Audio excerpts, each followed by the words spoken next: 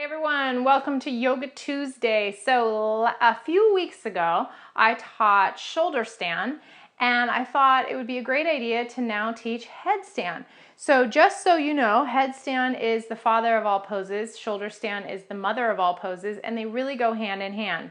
So when you practice headstand, you must also practice shoulder stand or some kind of chest chin lock. And now that's not true if you're just practicing shoulder stand, which is why I taught that first. So if you're just practicing shoulder stand within your sequence, you don't also have to do headstand. But if you're practicing headstand in your sequence, you need to counterbalance it with shoulder stand or some kind of chin like bridge pose, something where it locks the chin to the chest. And the reason for that is that headstand gives you a ton of energy. It bathes the pituitary gland.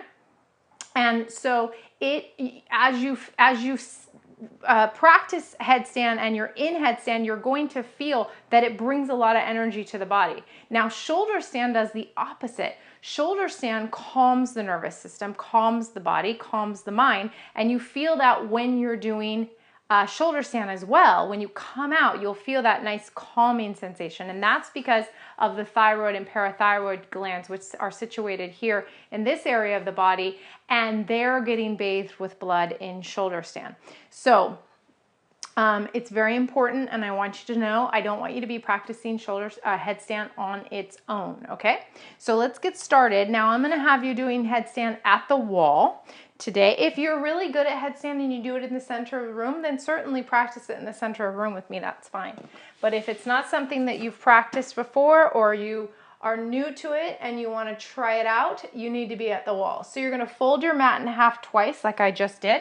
You're going to place it right up against the wall. And then you're going to place a blanket right on top of that. So you have lots of cushion here. And if you don't need a blanket for the top of your head, you can certainly lose the blanket and just use the mat. That's fine. But it is helpful to protect the top of your head. Now I'm turned around so you're seeing my back body.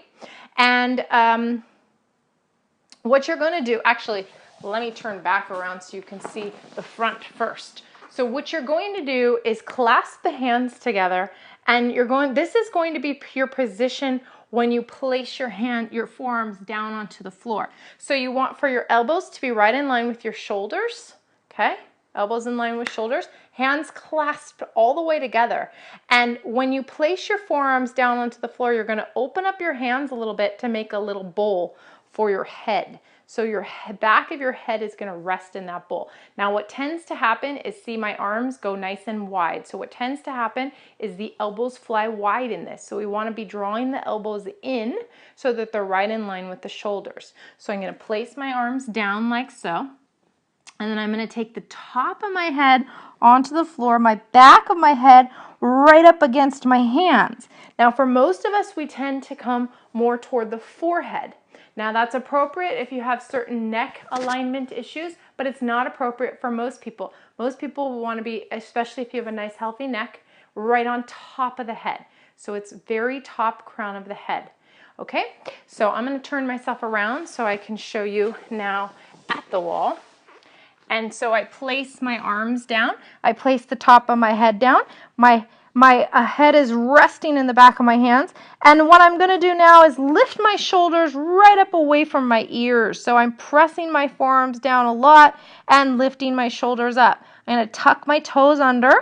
I'm going to lift my legs up, and I'm going to begin to walk the feet in toward the arms. So I'm in a nice lifted pose right now. Now you can certainly do headstand just like this. This is a lot of work to press the forearms down and lift the shoulders, or you can begin to kick up. Now sometimes when the first time you kick up, you don't get all the way up like I have just now.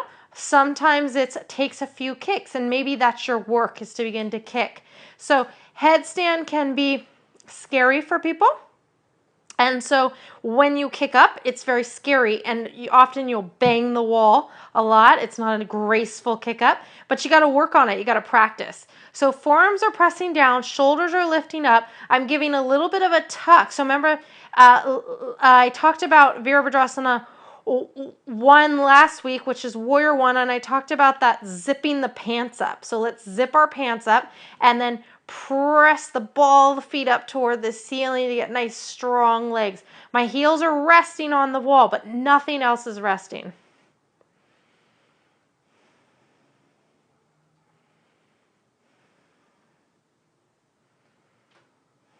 Now to come out, you're going to release one leg down and as slow, as controlled as possible, come all the way down. And once you get down onto the floor, you're going to rest in child's pose. So you want to keep your head down for a moment so that you can rest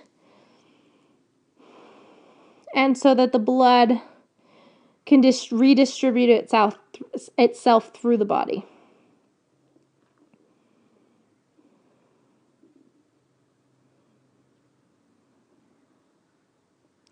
Good, and then hands underneath the shoulders, push yourself up. And that is all for today. Thank you so much for joining me. Namaste.